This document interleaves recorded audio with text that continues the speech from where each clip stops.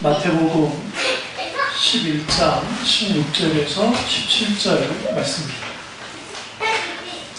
마태복음 11장 16절에서 17절입니다. 이 세대는 무엇으로 비유할까? 비유하건대 아이들이 장터에 앉아 제 동물을 불러 이르되 우리가 너희를 향하여 피리를 불어도 너희가 춤추지 않고 우리가 슬피 울어도 너희가 가슴을 치지 아니하였다 함과 같도다. 아멘. 말씀 제목은 이 세대입니다. 이 세대. 말씀 제목은 이 세대입니다. 좀 구체적으로 말하면 이 세대의 특징입니다. 말씀적 이 세대의 특징으로 가시죠. 이 세대의 특징입니다. 오늘 우리 시대가 하나님을 죽여버렸습니다. 어디서 하나님을 죽였나요? 예, 인간의 이성을 통해서 철학이나 과학을 통해 하나님이 없다고 하는 사람들, 도키스 같은 그런 사람들이 하나님은 없기를 말하고 하나님을 죽여버렸습니다. 또 하나는 신자들이 하나님을 믿는다고 하지만 성경에서 말하는 인격체이신 하나님을 우리가 그분이 살아있는 하나님을 믿고 있는지 아니면 그분이 죽은 하나님인지를 살펴봐야 합니다. 이 세대의 특징은 예수님이 장터에 앉아서 노는 아이들에 대해서 주님이 말씀하십니다. 피리를 불어도 춤추지 않고 우리가 슬피 울어도 너희가 가슴을 치지 않았다는 건 뭐냐면 이때 신랑 신부 혼인놀이를 하면서 피리를 부는 것은 혼인놀이 할 때는 거거든요. 그래서 이제 그 결혼식 있는 장소로 갈 때 막 피리를 부르고 막 그래요. 그러면 사람들이 거기서 막 춤추거든요. 그 놀이를 하는 거예요, 애들이요. 근데 사람들이 어떤 반응도 하지 않고 슬피 우는 것은 뭐냐면 애들이 장대식 놀이를 하는 거예요. 아이고 아이고 그 놀이를 했는데도 불구하고 그들이 전혀 반응하지 않는 거예요. 이 시대의 특징은 하나님에 대하여 꽉 막혀있기 때문에 어떠한 노도 어떠한 하나님을 향한 반응도 없습니다. 왜 반응이 없느냐? 첫째 이유는 영적으로 죽었기 때문이고 두 번째는 무관심하기 때문이었습니다. 하나님께 대한 그렇게 관심이 없어요. 무관심해요. 무더운 날 우리 고생하시죠? 제가 아주 무더운 이런 속에서 김난주 목사님이 신학 강좌를 했던 것들을 아주 쭉 들어봤어요. 아주 오래된 것부터 시작해서 근래 일기까지. 그러면서 그 말씀을 깊이 이제 들으면서 이 시대에 하나님의 교회가 과연 하나님을 믿고 있을 때에 그분이 정말 살아있는 하나님인가? 그렇지 않은가? 하나님이 죽어있는 것 같아요. 얼마나 영적으로 오늘날 하나님의 교회를 간다고 하는 사람들이 빈약하기 짝이 없냐면 세상 사람들 혹은 세상 지식인들이 어떠한 것을 말하거나 책으로 말하든 아니면 강좌를 열어서 강의를 하든 뭘 하든 그런 거 들으면 그걸 견딜 수가 없는 하나님을 향한 깊은 사유가 없기 때문에 내가 믿고 있는 하나님이 당신이 믿고 있는 하나님은 어떤 분이십니까? 라고 말하면 그들이 경험했던 종교적인 경험을 통해서 알게 되어진 하나님에 대해서 말할 수 있을지 모르지만 그 사건에 대해서 말할 수 있을지 모르지만 깊이 하나님에 대해서 사유하지 않았기 때문에 그 인격 되신 하나님을 뭐하지 못해요? 자세히 설명할 수가 없는 거예요.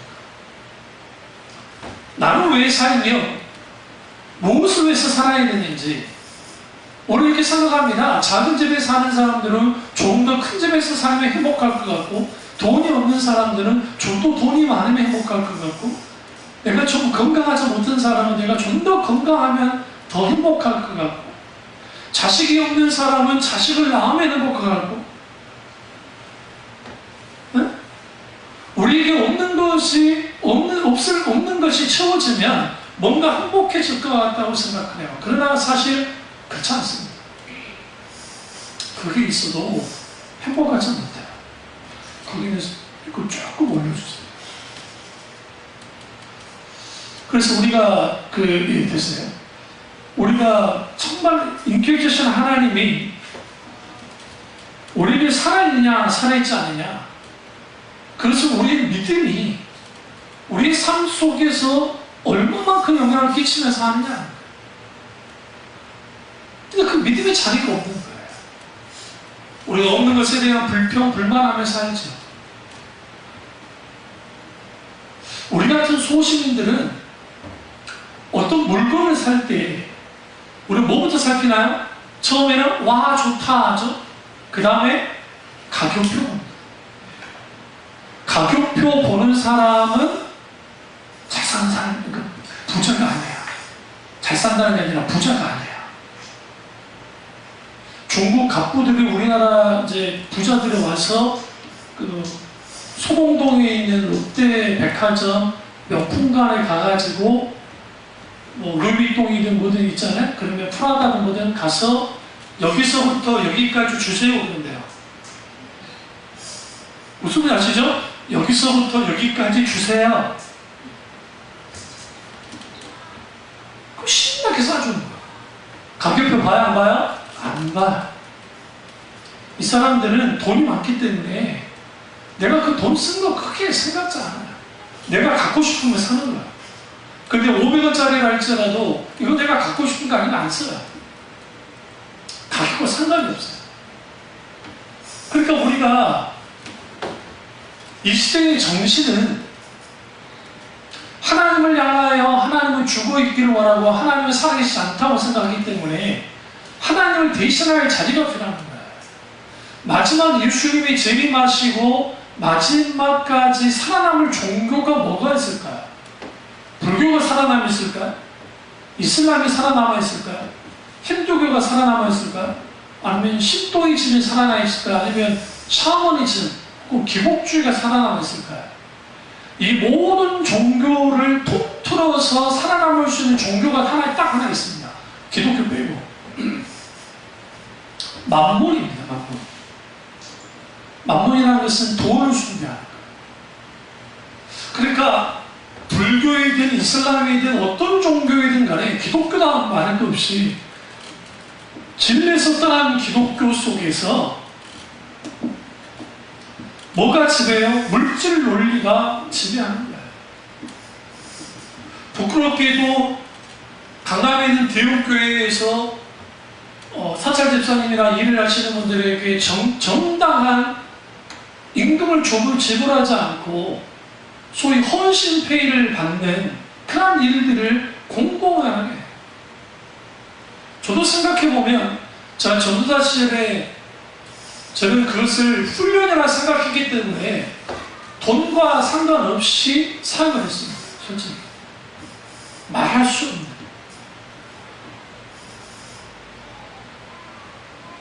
그런데 그러한 것들을 소위 말하는 헌신이라는 이름 하에서 그것도 엄청난 강남의 부자교회가 큰 일들을 하는 것이죠. 우리 장로교, 우리 합동축, 그 다음으로 큰 우리나라에서 두 번째로 큰 교단에 있는 큰 교회 하나가 아들에게 불법으로 세습을 했는데 그걸 총회 재판국에서 소위 말하는 인정을 해줘버렸으니 그걸 비판하는 어떤 목사님 한 분 계시더라고요. 근데 그 교회도 자유롭지 못한 교회예요. 그 담임 목사님은 뭐 자유로운 분이지만 그 원로 목사는 자유롭지 못한 목사님의 밑에 있는 목사님이 그 세습에 대해서 비판하는 거예요. 이러한 일들이 왜 일어나느냐? 하나님보다는 물질 논리가 그게 앞서기 때문에 놓기 싫은 거예요. 왜? 저 같은 목사와 그들이 사는 삶은 전혀 달라요. 연봉이 1억이 넘어요. 아까 초대교회 담임 목사에 오픈되지 않아서 몰라요. 지금 새로 내야 되는 오픈하겠지만 그 외에도 어떤 행사 나가거나 뭐 하다 보면 막 들어오는 돈들이 있어요. 우리 광주 형도 그러잖아요. 그 크지 않는 교회인데도 교인들이 이렇게 섬기는 분들이 있어요. 따로따로 헌금 말고. 그럼 그거 모아놨다가 우리 형 같은 경우에는 이제 그 힘든 목사님들이 막 오잖아요. 막 도나라 오거든요. 그럼 교회 재정을 할 수 없잖아요. 그러니까 그걸로 쓰는 거야. 그걸로 식사 대접도 하고 그걸로 모아놨다가 그걸로 이제 그분들 있으면 정말 도움이 되면 도와주는 걸로 쓰거든요. 그러니까 하물며 초대교회가 말할 것도 없죠. 그러니까 하나님 그분보다는 이제 그 시스템 조직과 그리고 인간적인 논리가 모든 것을 끌고 나가기 시작하면 더 이상 뭐가 필요 없느냐? 기독교 정신, 말씀의 정신이 필요가 없고 이 세대의 정신이 필요합니다. 이 세대의 특징은 우리는 내가 행복하다고 느낄 때 내가 즐기고 내가 행복감을 느끼고 내가 그렇게 살아가면 되는 거야. 내가 좋으면 그만인 거야. 그게 이 시대의 정신이에요. 근데 예수님 당시나 오늘날 우리 시대의 당시나 다를 게 하나도 없어요. 결국 모든 인간은 자기의 욕구, 자기의 어떤 욕망을 따라 살기 때문에 그 욕망을 따라 삶 속에서 우리가 편하고 편리하고 즐겁고 기쁘고 그리고 거기에서 신나면 되는 거야. 그러니까 교회 또한 그렇게 돼야 돼요. 교회 또한 신나고 즐겁고 뭔가 감동적이고 뭔가 그래야 된다는 거야.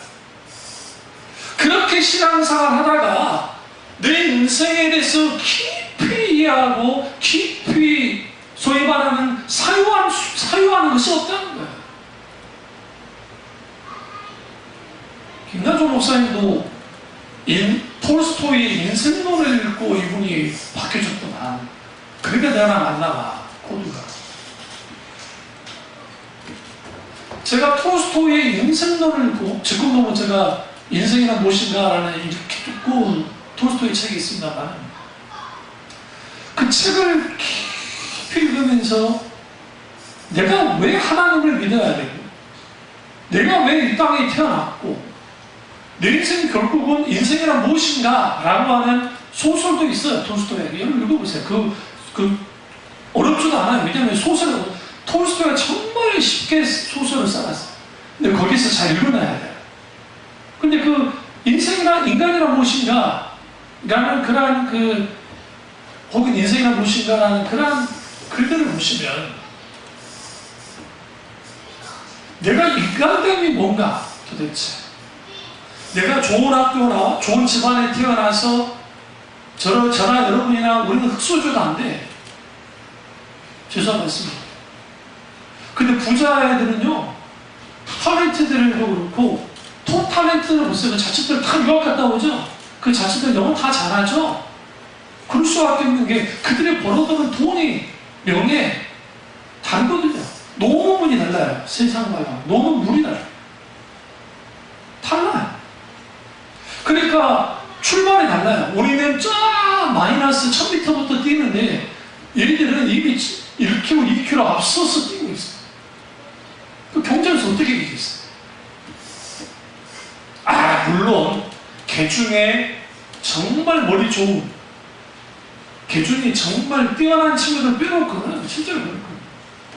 그리고 왜 이 시대의 정신은 행복하자, 부자가 되자, 잘 먹고 잘 살자, 우리는 즐기자, 그리고 정말 뭐를 하든지 맛있게 먹고 뭐하고 행복을 누리며 살다가 그리고 이 세상 뛰면 되는가 편하게. 그 이상도 그 이하도 없어요. 북유럽을 가보시면 북유럽은 세금을 80% 뗍니다. 내가 1000만 원을 벌어도 200만 원밖에 집에 못 가져가요. 800만 원은 세금으로 가져가요. 그런데 이 북유럽 사람들은 저축을 하지 않아요. 저축할 필요가 없는 게 내가 만약에 죽을 병이 걸렸다, 암병이 걸렸다 하면 국가에서 아주 최첨단, 허접한 그런 게 아니고 최첨단 의료를 다 해가지고 이 사람이 끝까지 할 수 있도록 해줘요. 얼마나 행복하겠어요. 생각해보세요. 많이 본 사람은 많이 뛰어가요. 적게 본 사람 적게 뛰어요. 그렇다고 해서 사회에 그 혜택을 덜 주느냐, 그렇지 않아요. 적게 보는 사람 적게만큼 그 사람이 최선을 다해 뭐예요? 세금을 내게 하고, 그리고 보장은 똑같이 해줘요. 말도 못할 만큼 자살률이 높아요. 아닙니다. 동성애가 어떤 지역보다도 강해요. 일탈적인 행동들을 하는 거예요. 왜 그러한 일들을 하기 시작하느냐? 이 시대의 정신은, 사탄은 철저하게 하나님 없이 마음껏 즐기다가 살아가는 거예요. 그리고 죽어도 괜찮다는 거야. 아, 이 사람은 살아볼 만한 인생이구나. 그러니까 너 맛있는 거 많이 먹어? 즐겁게 먹어? 지금 중국에서 가장 큰 문제가 뭐냐면 20, 30대 친구들이 탕진한다는 거예요. 탕진. 동탕진 한다는 거예요. 자기가 버는 것은 100만 원인데 사고 싶은 것은 300만 원, 400만 원이니까 이 친구들이 뭐 하느냐? 카드로 끊는 거예요. 왜 그런 일들이, 이 친구들이 다 누구냐? 대학을 나온 친구들이에요. 근데 월급은 그렇게 많지 않아요. 대학까지 나왔고 월급은 별로 많지 않고, 그러니까 즐기고 싶어요. 갖고 싶어요. 그러니까 뭘 먹을 때에도 내가 좀 비싼 걸 먹어야 내가 사람 취급 받는 것 같고, 우리 백화점 가면 왜 기분 좋아하잖아요. 여러분 백화점 어쩌다 한 번씩 물건 살 때 있죠. 그때 왜 기분이 좋아하잖아요. 이유가 뭔지 아세요? 들어올 때부터 인사를 해줘. 내가 살 것도 아닌데 어서 오십시오. 그리고 그 매장에 딱 가면 정말 정성을 다해서 우리한테 뭐합니까? 잘해줍니다. 함부로 굶지 않고. 그래 안 그래요? 그렇잖아요. 가본 적이 없으니까 많은 데는 사본 적이 없어가지고. 그리고 난 다음에 거기에서 뭐 하면, 돈을 내서 물건을 사면 아주 깍듯하게 대접을 합니다. 그럼 우리는 뭘 느끼냐면, 내가 대접받았다는 느낌이 나요. 아, 나는 좀 괜찮은 것 같아. 그리고 집에 와서 후회하죠. 내가 이걸 왜 샀을까? 자기 존재감이 낮은 사람일수록 자기 과시로 자동차도 비싼 거 타고, 그러니까 그러잖아요. 예전에 제가 우리 살 때 그때 BMW 누가 타고 다니는데 거기서 굉장히 잘 사는 사람들, 그래 이상하게 꾸줄꾸줄한 우리 동네 공원으로 막 돌아와. 그래서 이상하다 싶었더니 그 반지하잖아요. 좀 남자니까. 반지하는 사는데 BMW는 끌어야 되겠어. 이 시대의 정신이 뭘 주냐면, 너희는 과시하고 네가 정말 잘 먹고 잘 살고 부자이고 좋은 대학을 나오고 뭔가 잘 누리면서 살아가는, 그게 시대의 정신이에요. 이게 오늘날 우리 시대만 있는 것이 아니야. 예수님 당시도 똑같아요.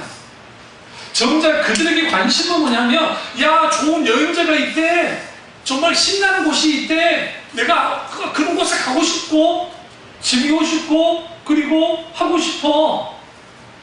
에?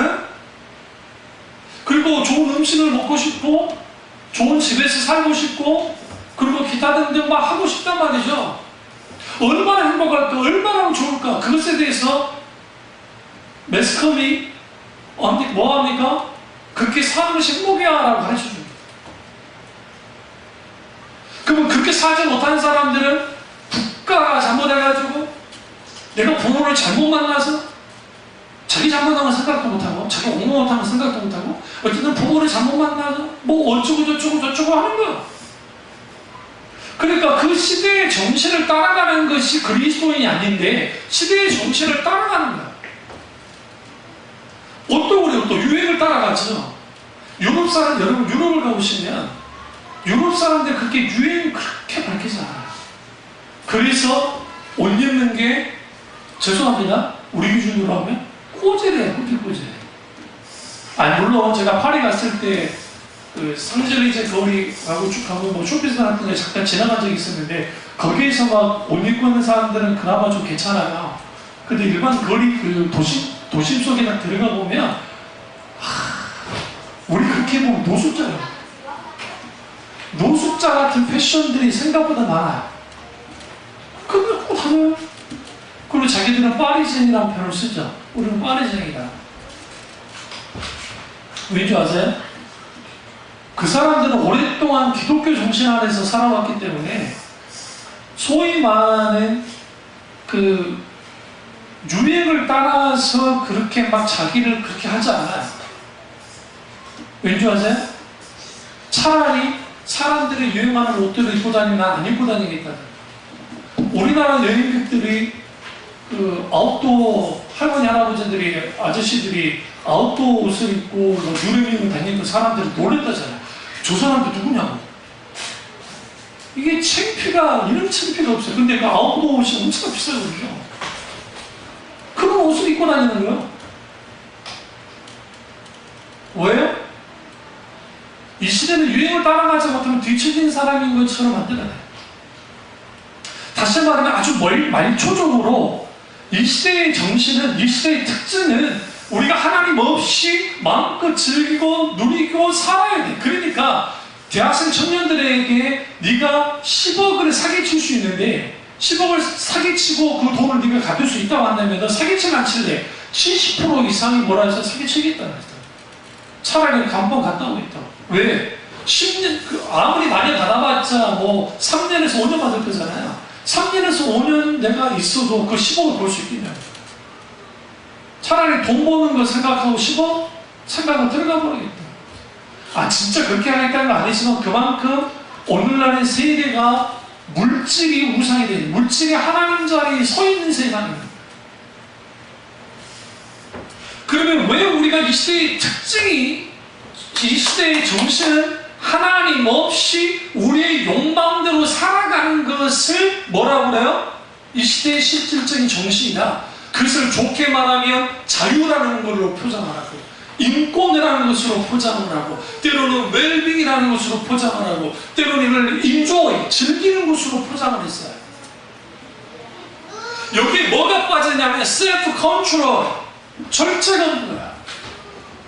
절제가. 기독교인은 철저하게 성령의 9가지 열매 중에 가장 중요한 열매가 뭐냐? 다 중요하지만 사실상 이 모든 것을 실질적으로 균형을 맞출 수 있는 게 셀프 컨트롤, 절제. 오늘날의 시대의 정신이 절제하지 못하는 그런 걸로 가져갔어요. 마음껏 노래라, 마음껏 즐겨라, 마음껏 자유를 행사해라. 우리를 억압하고 우리를 누르는 거, 이 모든 것들로부터 우리 자유해야 된다. 고로 하나님이라는 존재가 우리를 뭐 하니까 우리를 지배하겠고 우리를 통치한다고 하고 우리를 다스린다고 하니까 우리는 하나님으로부터 자유해야 된다. 그것이 오늘날의 시대 정신이 아니요, 이 전의 시대 정신이 그 정신 그대로 우리에게 투영됐어요. 니체가 하나님은 죽었다라고 선언했어요. 그리고 니체가 임종 직전에 갔을 때 그의 제자들이 물었습니다. 선생님, 천국이 있습니까? 아니면 지옥이 있습니까? 난 모르겠다. 오, 선생님, 그러면 하나님은 있습니까? 아니면 하나님은 없습니까? 하나님은 죽었다고 외쳤던 니체가 마지막 죽을 때 뭐라 하느냐? 내가 하나님이 있는지 없는지 모르겠다.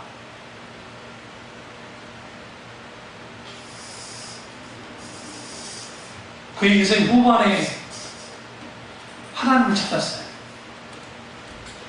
죽기 직전. 데카르트가 나는 생각한다, 고로 존재한다 라고 했습니다. 이 사람을 기점으로 급격한 무신론이, 급격한 하나님을 떠나는 일들이 서구사에서 일어났고, 그 영향을 받은 게 오늘날 한국 뿐만 아니라 기타는 그 지성인들 속에, 혹은 지성인이 아니더라도 고등학교 졸업하는 모든 사람들 그 영향 안에서 다 들어왔어요. 그가 인생 후반에 그 어마어마한 철학자가, 기독교는 아니지만, 개신교는 아니지만 카톨릭 신부를 아무도 모르게 찾아간 거예요.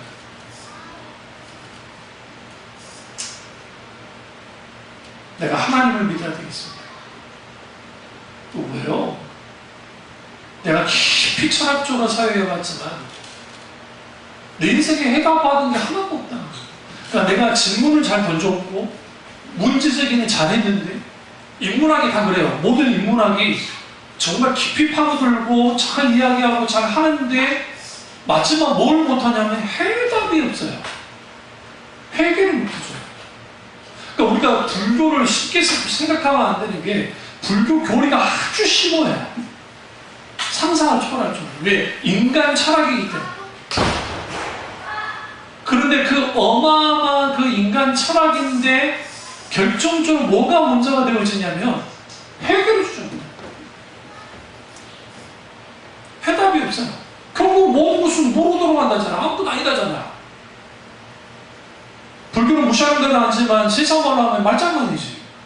이때까지 막 이런 고통이 있고 이런 건데 근데 모든 건 근데 결국은 아무것도 아니야.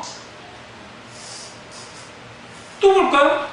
오늘날은 과학이라는 신이 하나님이 없다라고 주장하는 무신론은 나옵니다. 물론 과학이라 그러진 않지만 과학은 가치 중립적인 겁니다. 과학도 하나님의 일반 은총 중에 하나예요. 뭐냐면 하나님은 우리에게 지성을 주셨고 그 지성을 가지고 이 세상의 의학이든 과학이든 물리학이든 어떤 것이든 이 모든 것을 발전시켰기 때문에 그러니까 하나님은 일반 은총의 산물이에요. 근데 그 하나님은 은총의 산물이지만 하나님을 대적하는 산물로서 다가왔죠. 그게 대표적인 거예요. 그게 진화론 아닙니까? 저는 창조 과학의 사람들 그렇게 좋아하지 않습니다. 과학으로 하나님을 증명하겠다고 하는 그 어리석은 행동들이 얼마나 어리석은 거예요. 성경은 과학책이 아니에요. 그분들이 아무리 과학자이고 뭐하고 그럴싸하게 6,000년설을 주장하고 어떻게 주장을 하는데 거기에서 도움이 되는 거 분명히 있긴 있고 저는 그분들의 노고에 인정을 하지만 그분들은 뭐에 빠져있냐면 잘못된 문자주의에 빠져있고 일단 심지어는 유대 신비주의 종파에서 행하는 이 소위 말하는 그 성경 해석법 그 소위 숫자 가지고 그 히브리어 알파벳 숫자 가지고 해석하는 방법을 창세기 1장 1절에 그대로 도입시켜요. 그러니까 그걸 가지고 풀어내는 거예요. 그러니까 영적으로 그러니까 목사가 죄송합니다. 목사가 공부하는 목사가 되지 못하고 실제로 되어지지 못하면 분별이 있는 거예요. 우리나라에서 좀 굉장히 큰 감리교에서 공공을 하게 집결하고 있더라고요. 청년들을 상대로. 제가 한번 쭉 들어봤어요. 아니 물론 제게 도움이 되는 것이 있긴 있었어요. 분명하게. 그런데도 불구하고 무리가 많아요. 무리수가. 어떤 성경의 한 단어 가지고 그렇게 보내요. 왜 그러느냐? 이 시대가 하나님이 없다고 하니까 이 시대의 방법을 가지고 그들을 대적하겠다는 거예요. 이렇게 해서는 영적인 싸움을 이길 수 없어요. 그렇다고 그들의 변증적인 것을 이해하자는 게 아니에요. 우리는 적어도 변증할 수 있어야 돼요. 그대로 우리가 아셔야 되는 게 어제 제가 글을 보니까 우리 태양계 끝에 수소벽이 있는 거 아시죠? 수소벽이. 이전까지는 수소벽, 이게 그냥 통칭 수소벽이라는 표현을 써요. 마지막 우리 태양계 거의 끝지점에 딱 보니까 뭔가 이렇게 수소가 표기를 많은 거예요. 현재 지금 미국에서 발사를 해놓은 게 지금 거의 지금 태양계 끝까지 갔습니다. 지금 날아가고 있어요. 목성 보트에서 쭉 가고 있어요. 그 끝까지 간 게 있어요. 지금 신호를 계속 받아요. 정보를 받아내고 있다고. 그걸 가다 보니까 아직 끝까지 가지 못했지만 보잖아요. 많은 게 있어요. 보니까 또 가까이 보니까 거기 그런 것들이 존재하는 것을 알기 시작하는 거죠. 무슨 말씀 드리려고 하냐면 인간의 지혜의 한계 가지고 하나님을 알겠다고 과학으로, 철학으로, 심지어는 신학으로도 하나님을 알 수가 없어요. 그럼 왜 신학이 필요하느냐? 신학은 하나님을 아는 학문이긴 한데 하나님이 계시하신 부분만 아는 거야. 하나님이 밝혀 보여주는 부분만 아는 거야. 하나님. 그 부분을 하나님을 알아가는 작업이 필요해요. 근데 이 시대의 정신이 하나님이 없고 네가 주인 돼서 네가 주체적으로 살아가라. 네 마음대로 살아가라. 근데 예수님 당시 예수님께서 아이들이 장터에 앉아서 친구들하고 놀자고 하면서 피리를 불고 우는데 같이 또 하지 않는다는 거죠. 왜? 왜 하지 않아요? 위에 보시면 11절 내가 진실로 너에게 말하노니 여자와 남자 중에 세리온보다 크기가 일어남이 없도다. 그러나 천국에서는 이 작은 자라도 그보다 크니라. 세리온 때부터 지금까지 천국은 침노를 당하나니 침노하는 자가 빼앗느니라. 모든 선지자와 율법이 예언한 것을 요한까지니 만일 너희가 즐거이 받을진대 오리라 한 엘리야가 곧 이 사람이라 귀 있는 자는 들을지어다 라고 한 다음에 뭐가 나와요? 이 세대를 무엇으로 비유할까? 그럼 무슨 말이냐면 이 말씀이 천국은 침노한 자들에게 요새하는 거예요. 근데 여기서 침노한다는 것은 우리가 좀 더 이걸 쉽게 표현하면 침공하는 거야. 천국을. 근데 우리가 천국을 침공한다는 게 웃기잖아요. 우리가 천국을 공격할 수는 없으니까. 그러니까 이 번역이 좀 그러니까 영어 성경이나 헤브라 원전을 보시면 이걸 좀 볼 수 있는 게 뭐냐면 이거예요. 보세요. 하나님의 군사가 있는데 군사가 천국을 향해서 막 달려가요. 가는데 앞에는 대적들이 천국 들어가지 못하고 막고 있어요. 원수가 막고 있으니까. 막고 있는데 그것을 일종의 인외전술로 맞닥뜨리면서 계속 앞에서 막 이겼어. 이기면서 뒤에 계속 군인들이 따라와요. 잘 생각하세요. 우리 좀비로 할까? 좀비처럼 막 따라와요. 따라오면서 이걸 깨부셨어요. 이 시대를 깨부시는 거예요. 하나님의 사람들이. 그러니까 이 시대를 깨부시는 거예요. 이 시대를 깨부시는 게 뭐 반란의 경험이 아니라 이 시대의 정신, 무신론과 소위 말하는 불신앙과 하나님 없다고 하는 이런 모든 것들로부터 우리는 영적인 전쟁에서 승리하고 그걸 이겨나가는 거예요. 이기면서 하나님의 천국문을 뭐 했어요? 들어가는데 어떻게 들어가냐? 물밀듯이 들어가는 거야. 계속 들어가는 거야. 뒤에서 밀고 들어가는 거. 그것이 천국을 침노한다는 표현이에요. 그러니까 천국을 침노한다는 게 단순히 천국을 공격한다는 것이 아니라 물밀듯이 계속 밀고 들어가는 것이 뭐다? 천국이라는 거예요. 천국. 그러니까 하나님의 백성은 뭐 하느냐? 이 시대의 정신, 이 시대가 추구하는 것들, 이 시대가 뭘 추구합니까? 랜드마크라고 하는 제 롯데월드. 가까이 했는데, 우리 조교집사, 스카이라운드 보는 게 못 갔죠? 왜 못 갔어요? 비쌌어. 아쿠아리움이 그렇게 좋대요, 거기가. 코엑스 아쿠아리움 가봤어요? 가봤어요? 그게 좀 덜 비싸니까. 그게 비싸다는 거예요. 우리나라에 가장 좋대요. 가장 큰 데는 부산에 있대요. 아쿠아리움 가장 큰 것은 부산에 어마어마하게 크게 있고, 그죠? 근데 왜 여러분, 제 롯데월드 보면서 막 이제 MB 욕하고 그걸 다 떠나가지고, 왜 그게 세워졌을까요? 대한민국이라는 나라가 무엇에서 끌려가는 것 같습니까? 그러니까 끌려간다면 움직이는 것 같습니까? 우리나라뿐만 아니라 다 그렇겠지만 돈이에요. 그걸 보여줘요. 강남에 있는 어마어마한 빌딩들 그걸 다 끌고 나가는 다 돈이잖아요. 돈이 지배하는 곳에 있어요. 물질이 지배하는 곳에 있다. 그 지배하는 곳에 물질 논리가 다 통하는 곳에 있고 그런 속에서 살아가는데 교회 또한 그게 발맞추어서 좀 더 크게, 좀 더 넓게, 좀 더 많게, 좀 더 뭐예요? 크게 가기 시작했단 말이에요. 제가 말씀드릴게요. 성막의 크기가 얼마나 정도 될까요? 성소와 지성소의 크기가. 응? 여기부터 작아요.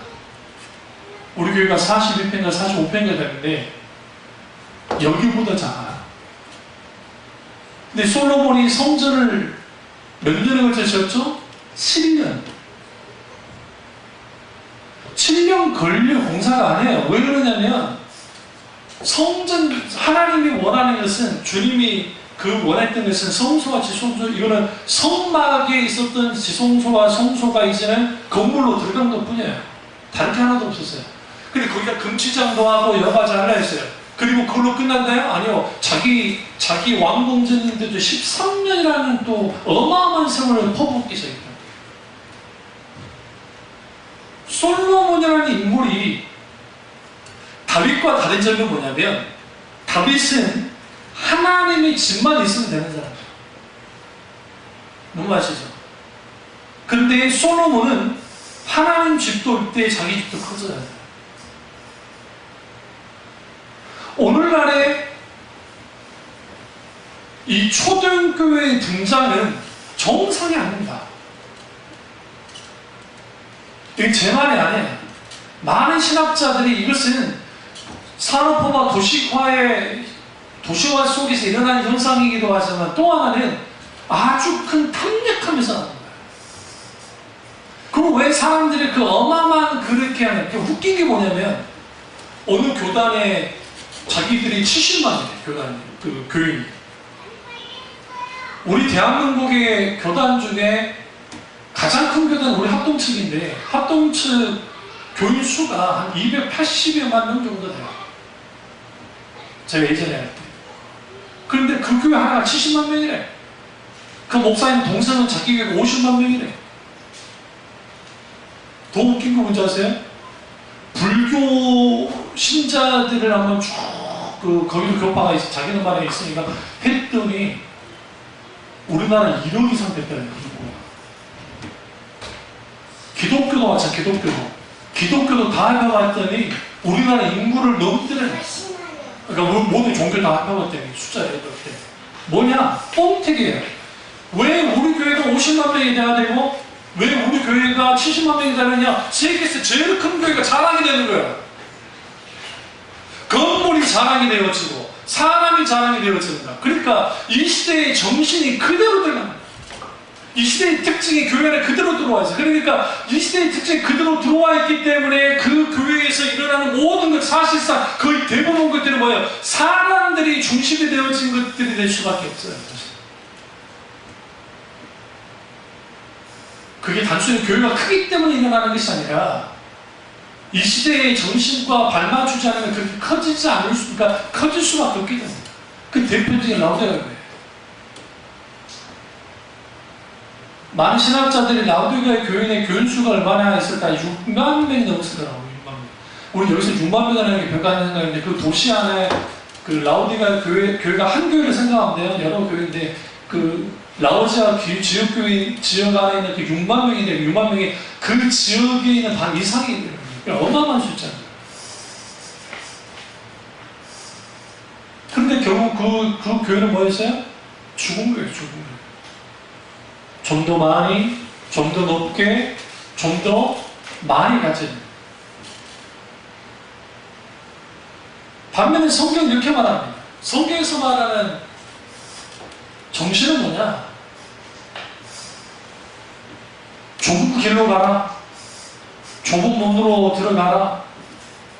십자가를 지고 죽어져라. 겸손해라. 너희는 시온을 주장해라. 여러분 이제 성지순례 우리 꿈을 꿉시다. 성지순례 갔을 때 시온산이 어디 있을까요? 여러분 시온산 어디 있어요? 우리 찾아보면서 시온산 들어갔잖아요. 시온산 있는 산이 없는 산이에요. 이렇게까지 말했으면 답이 나왔잖아요. 시온산이라는 것은 없어요. 그런데 시온산이라는 것을 지금 현재 황금동 사원이 있는 그쪽 거기를 그쪽을 시온산이라고 불렀어요. 누가? 다윗도 그렇구만 하나님의 사람입니다. 그래서 거기에서 시온의 신앙이 나오는 거야. 그러니까 지금 현재 이스라엘의 시온주의 운동과 전혀 상관없어요. 시온 신앙이라는 게 뭐냐면 하나님이 이 땅에 주임이 임하시는 건데 그 거룩하신 하나님이 임하시는 곳, 통치하시는 곳, 다스리는 곳, 아주 거룩한 곳, 그것이 시온산입니다. 근데 거기는 결코 환영하지 않아요. 솔로몬이 환영하게 만들 뿐이지. 하나님이 원하는 것은 뭐였냐면, 이 시대가 어떤 교회가 커지고 불가능한 거 뭐라 하겠어요. 그런데 재밌는 게 뭐냐면, 분당에 있는 초대형 대형 교회를 치고 은행이 게 아닌 게 없어요. 그러니까 뭐 빚이 막 300억, 뭐 700억 빚, 뭐 500억 빚은 기본이에요. 그러니까 그 빚 청산하는데 뭐 하느냐? 어마어마하게 쓰는 거예요. 우리 교단에 지금 한참 문제가 되는 그 교회가 3,001억의 건물을 졌는데, 들어가 봤어요. 3,001억. 3,001억 정도면 빌딩, 웬만한 빌딩 하나 크게 줄 수 있어요.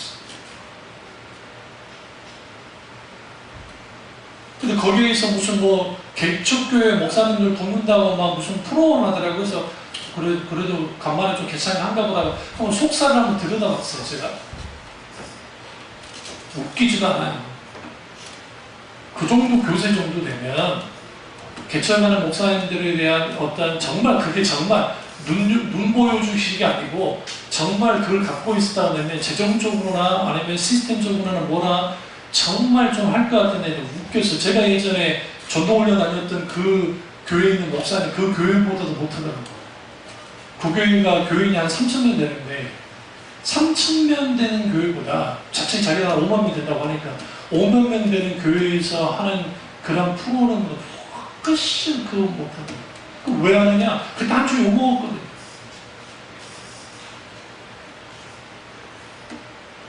물론 안 하는 건 낫다고 생각합니다. 그럼 왜 그렇게 커지느냐? 그게 되어져 버리느냐? 그 이유는 결국은 하나님이 오늘 우리에게 원하는 게 뭘까요? 원하는 게. 네? 좋은 대학 들어가가지고 부자 돼가지고 막 화려한 업적 남기는 걸까요? 하나님 원하는 것은 철저하게 인격체신 하나님이 이 땅에 살아서 역사하신 하나님이고 이 시대에 죽어가는 영혼들을 주기로 이끌면서 하나님의 나라가 이 땅에 이루어지는 거예요. 예수님 이 땅에 Thy kingdom come, 나라 임하시오며 이 땅에 하나님의 나라가 임하기로 합니다. 그 하나님의 나라가 임하고 하나님의 통치와 다스림의 있음을 통해서 거기서 꽃피워지는 하나님의 놀라우신 은혜의 역사, 그게 하나님의 신자들의 삶 속에 드러날 때 정치가 달라지고 경제가 달라지고 사회가 달라지고 교육계가 달라지고 기타 등등 법조계가 달라지고 이 달라지는 것들이 크리스찬들이 있음으로 말미암아 달라져야 되는데 똑같다는 거죠. 더하면 되겠죠. 더하면 되겠죠. 그러다 보니까 오늘날 시대의 정신이, 시대의 특징이 교회 안에 고스란히 들어왔어요. 이게 이제 세속화라는 표현을 쓰는데 그 교회 안의 세속화가 뭘 양산해내냐면 교회 안에 있는 무신론자들을 만드는 거예요. 그 교회 안에 있는 무신론자가 첫 번째 나오니까 무슨 일이 벌어졌냐면 소위 말하는 변화가 일어나잖아요. 세상과 다를 게 하나도 없어요. 첫 번째. 두 번째는 뭐냐면 교회 안에 있는 종교인이 만들어져요. 무신론은 말 그대로 그냥 하나님 믿는다고 하죠. 이게 그렇고 종교인. 그러니까 종교적으로 하나님을 믿는 거야. 종교적으로 우리가 하나님 믿는 편해요. 내가 원하는 거 하지 하나님이라는 신이 들어주면 돼. 무슨 말 아시죠? 그러니까 모든 게 내 중심이 돼요. 그리고 내가 헌신 봉사하고 내가 섬기고 내가 잘하면 신이신 하나님이 내게 복 주시고 화를 멀리하게 하고 그렇게 해주시면 되는 거야.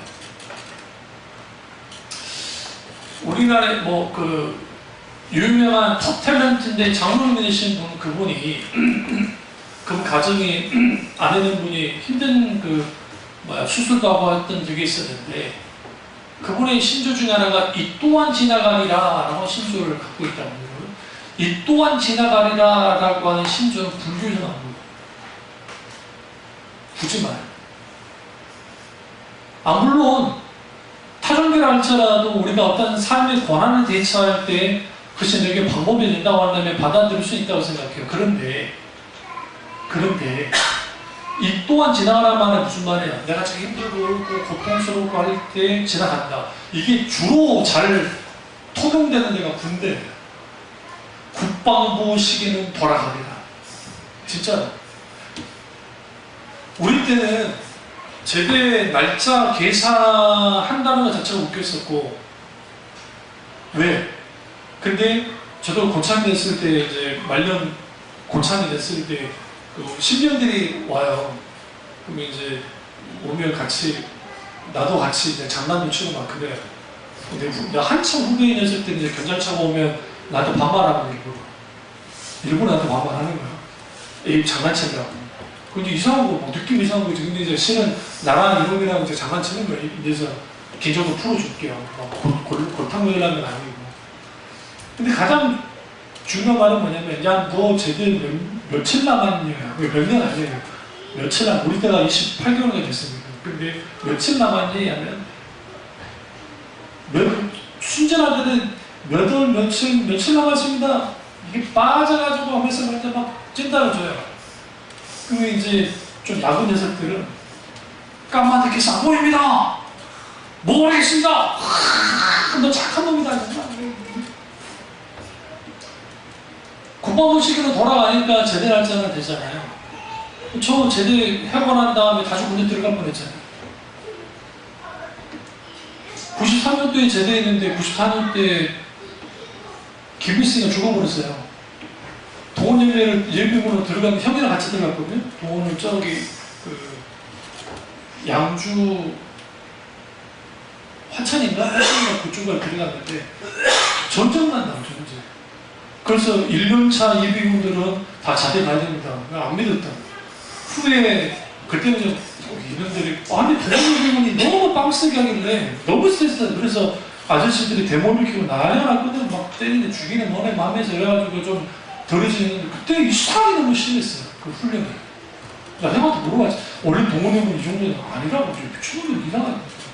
뭐 전쟁 난다고 계속 그러고 우리한테.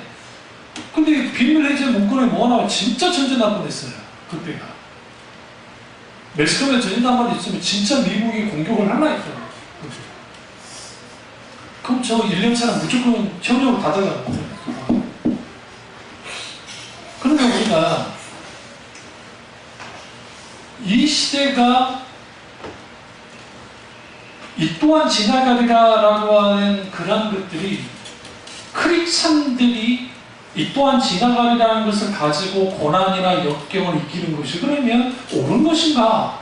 예수 믿지 않는 사람 볼 수 있는데 그럼 웃기는 거예요. 아직 인격적인 하나님 어떤 하나님인지 알지 못해서 무슨 말이냐? 우리가 어떤 고난이 왔을 때 이거는 언젠가는 지나갈 거야. 그러니까 우리는 견디고 그리고 우리는 인내해야 돼라는 긍정적인 의미가 있다고 생각해요. 근데 문제는 뭐냐면 그 고난이 왜 왔는지 그리고 그 고난이 내게 어떤 영향을 끼치는지는 어떻게 하는 거냐? 하나님께 물어야 돼요. 주님, 고통의 이유라는 책에서 C.S. 루이스나 워런 워러스비가 정확하게 파악합니다. 의미 없는 고난이 없다. 고난 중에 하나님을 찾아야 돼요. 단순히 내가 이 고난을 벗어나기 위해서가 아니라 고난 자체 속에서 하나님을 찾아야 돼요. 그리고 내가 거기에서 하나님이 나를 만지시고 나를 다듬으시고 나를 다시 바꿔놓으시는 거예요.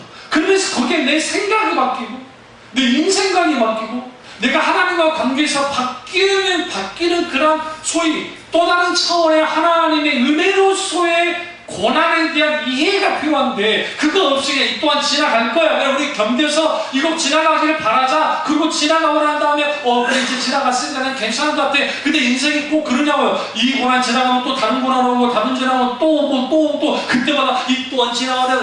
사탄이 좋아합니다. 그래 지나가니까 니네는 지금 숨지고 있어. 근데 뭐라면 성경 우리는 고난과 고통 앞에 섰을 때 당당하게 믿음으로 살아야 돼. 일어서야 돼. 그리고 우리는 그 고통과 싸우는 게 아니라, 그 고난과 싸우는 것이 아니라 누구에게로 가면 하나님께로 나아가는 거예요.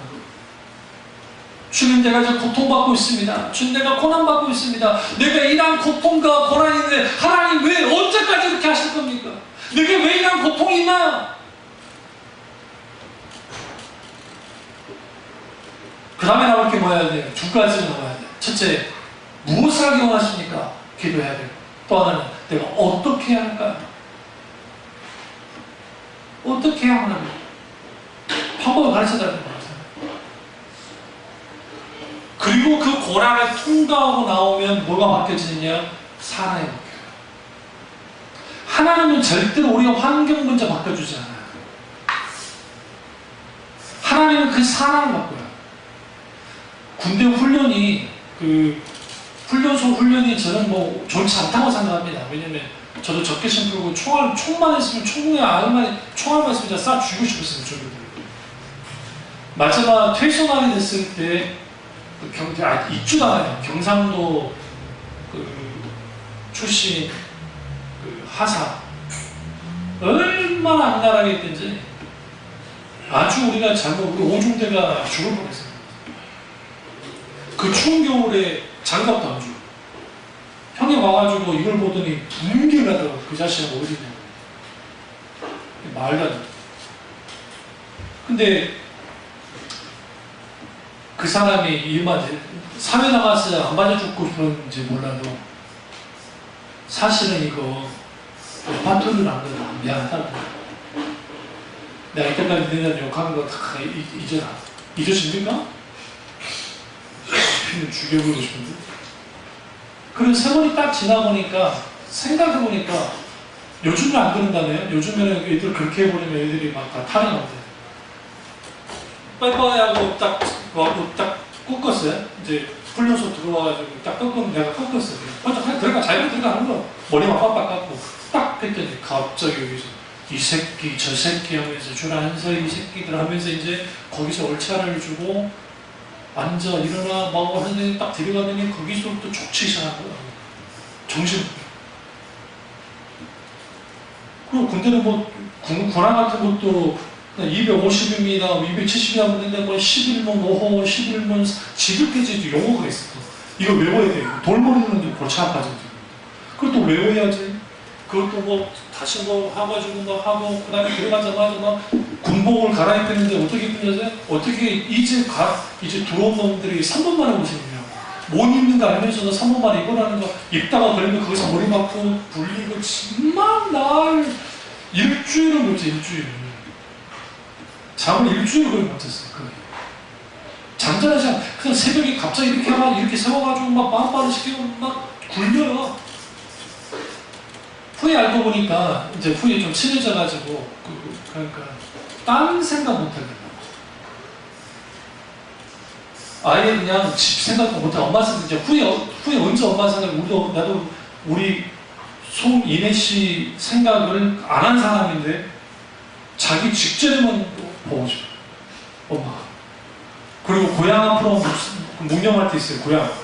아침에 일어나고 고향 앞으로 묵념하면 그때 어머니에 의해서 거기서 눈물이 나. 괜히.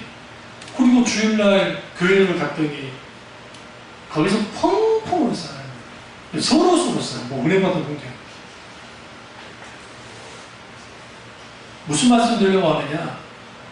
하나님이 고난과 고통과 역경을 허락했을 때 그것으로 우리를 더 악하게 만들게 하는 것이 아니라 하나님은 그것을 통해서 우리를 디시플레인, 훈련시킵니다.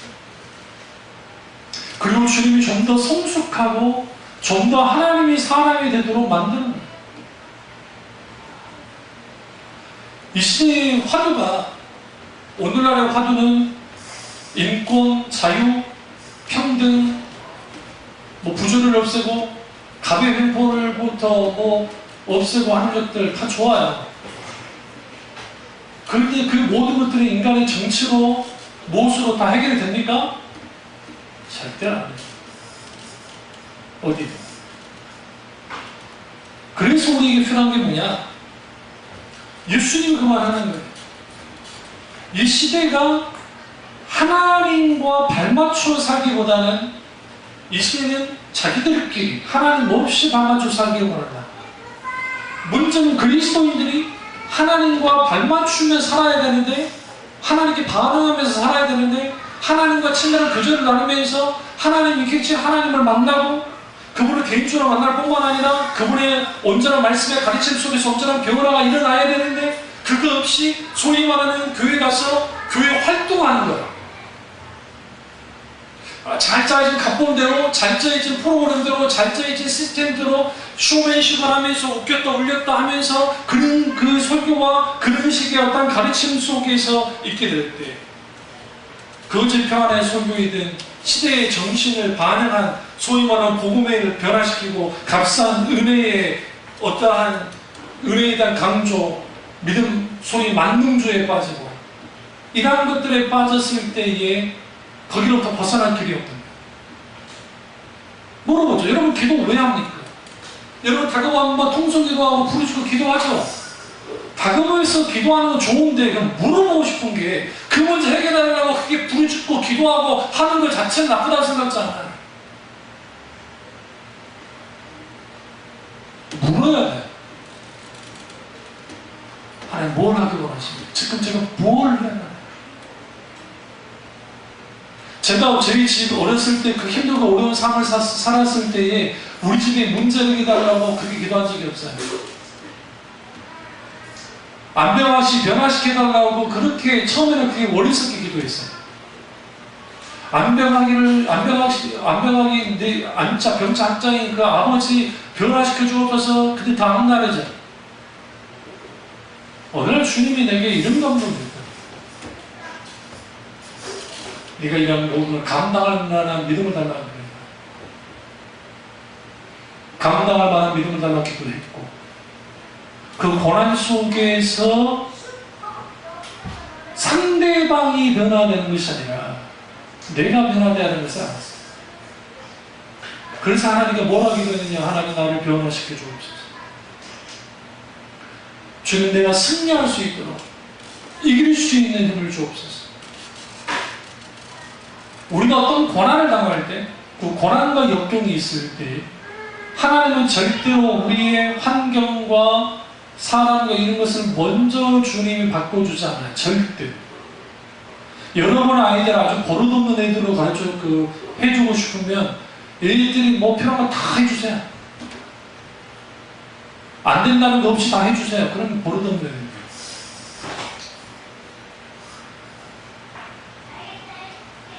그랬을 때 하나님은 뭐 하느냐? 그 사람을 만나세요. 대표적인 베드로예요. 대표적.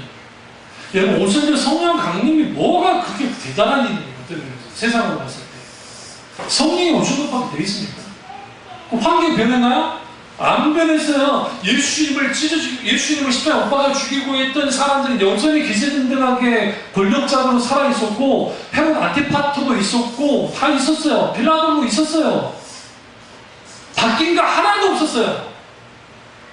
우리는 착각하고 있는 게, 우리는 사도행전을 읽으면서 사도행전의 결과를 다 알고 있으니까 그게 그러는데, 딱 하나 바뀐, 누가 바뀌었느냐? 사도들이 바뀐 거예요. 초대교인들이 바뀐 거예요. 어떻게 바뀌었어요? 성령을 통해, 성령이 놀라운 역사를 통해 그 사람이 바뀐 거예요. 그 사람이 바뀌자 뭐 하느냐? 환경이, 상황이, 이런 것들을 뭐예요? 이기기 시작합니다. 여러분의 좋지 못한 환경, 여러분의 좋지 못한 상황, 이게 우리의 믿음을 막 넘어뜨리게 만듭니까? 이게 우리의 믿음의 문제인 거예요, 지금. 어떤 환경과 문제와 어떠한 것이 있어도 그 앞에서 우리는 뭐 해야 돼요?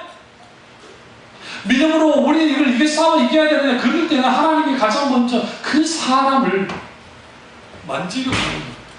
우리 주님께 뭐 해야 돼요? 마음껏 만져달라고 기도하죠. 우리 40도 가까이 되는 더위를 겪어보니까, 오늘 뭐 37도가 된다는데 35도 견딜만 하잖아요. 안 그래요? 나 오늘 아침에 집에서 나오는데 여러분들 세상에 서늘한 바람 오니까 놀랬더니 지난주 여기 37도였어요. 여기. 오늘 35도입니다. 근데 지난주 집에서 나왔을 때 숨이 막힌 듯한 느낌이 들면서 내려갔는데, 그래서 우리에게 필요한 게 뭐냐? 이 시대의 특징을 따라가면 안 돼요.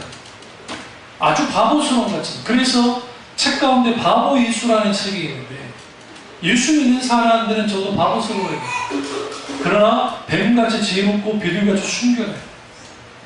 저도 뱀같이 지혜로워요. 그러나 우리는 죄 짓는 데는 바보스러워요. 세상에 대해서도 난 바보스러워요. 그러나 하나님에 대해서는 아주 민감한 사람들이다. 그래서 제가 르네상스 때 시작해서 인문학적인 소양, 그것에 대한 것, 그리고 그 외에 뭐 모차르트, 뭐 음악, 그 다음에 지금 현재 이제 미술, 뭐 까라바조, 엘그레코, 뭐 기타는 뭐 그런 것들, 그리고 그 외에 뭐 음악은 뭐 어릴 때부터 제가 많이 했으니까. 그런데 그런 것들을 하는 이유가 뭐냐면, 그 속에서 제가 어디 가가지고 막 비싼 등록금, 저도 공부를 많이 하고 싶은 사람이거든요. 못하다 박사학위도 따고 싶고. 근데 돈이 너무 많이 들고, 그 다음에 일단 지금 머리가 안 돼요. 나이 많이 들어가죠. 근데 그런 것들을 통해서 뭐 하느냐? 적어도 예수 믿는 사람들은 교회 안에 갇혀 있는 게 아니고, 그러니까 하나님이 주신 은혜 가운데에서, 말씀의 진리 가운데에서 여러 스펙트럼을 가지고 볼 수 있어요. 분별할 수 있어요. 그러면 그 시대 정신을 따라가지 않습니다. 왜 시대 정신을 따라가지 않아야 되느냐? 그 시대의 정신과 동떨어져라 말은 안 해요. 그 시대가 흘러갈 때 거기에서 분명하게 우리가 그들과 절촉점을 맞춰서 봉을 전할 게 있대요. 그러나 적어도 함께 짝해서는 안 된다.